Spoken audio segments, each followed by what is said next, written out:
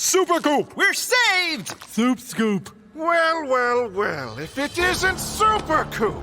With a likeable loser anti-hero, colourful high school hallways full of misfit teens and teachers to meet, and a snide remark at the ready for almost every interaction, Cyanide and Happiness Freakpocalypse has all the ingredients to bring the caustic comedy of its comic strip origins to life in video game form.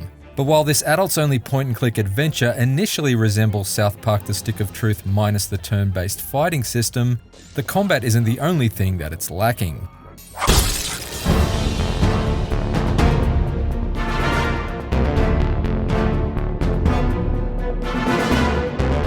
For starters, its story is somewhat poorly structured, with the Freakpocalypse event in question relegated to a cutscene in the cliffhanger ending. It's seemingly there purely as a device to set up the two sequels that are apparently planned for a later date. I was pretty surprised to see the closing credits roll just as I thought Freakpocalypse's story had finally begun to get out of first gear, and I couldn't help but feel that, as a standalone game, Freakpocalypse comes across as noticeably unfinished, like abandoning a comic after reading the first panel in a 3-panel strip. Do us a favor and try not to waste all of our time! You suck, Coop! Let's shove him into a locker, and then shove that locker up his ass!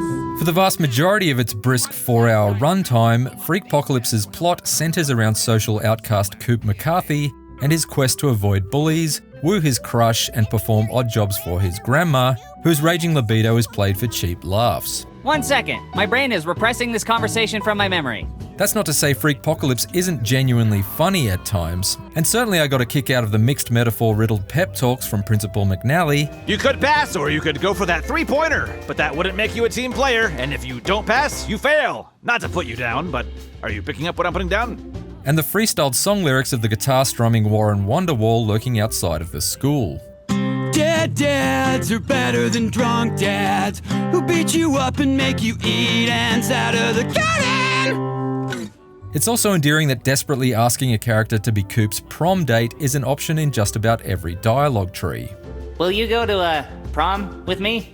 Will you go to prom with me? Will you go to prom with me? Will you go to prom with me? But elsewhere, the humour is mostly either presented in the form of corny dad joke puns, Holly pass? Don't you mean hall pass? or it's just toilet stall graffiti style smut. When Coop eventually leaves the school and heads to Rod's Pizzeria, there's a jar on the counter labelled just the tip. And if that's too subtle for you, there's also a picture on the wall of a towering sausage with 2 vegetables at its base. But nobody gets a shot at Rod's thickness without tossing his salad in the back first. I appreciate lowbrow humour as much as the next childish idiot, but the dick jokes here are a bit too, well, limp. Eat a dick, Kent.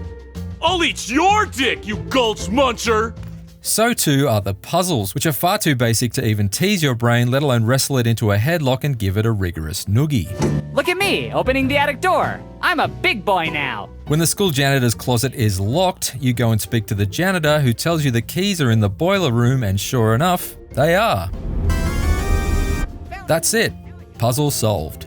Some of these fetch quests do get slightly more convoluted later on, but at no point did they stop me in my tracks or make me ever contemplate the use of the built-in hint system. It's initially cute the way that Freakpocalypse self-deprecatingly refers to its story and side objectives as chores, but less so when they very quickly start to feel a bit too much like brainless busy work.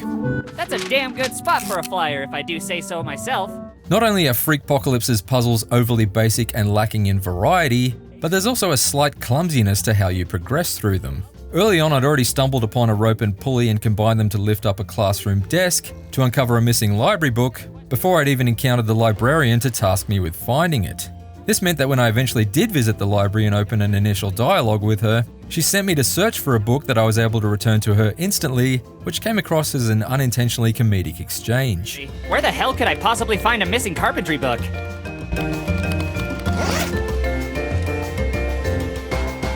Hey, I found that missing book you were looking for. There are some moments that cleverly play with the conventions of the point-and-click genre.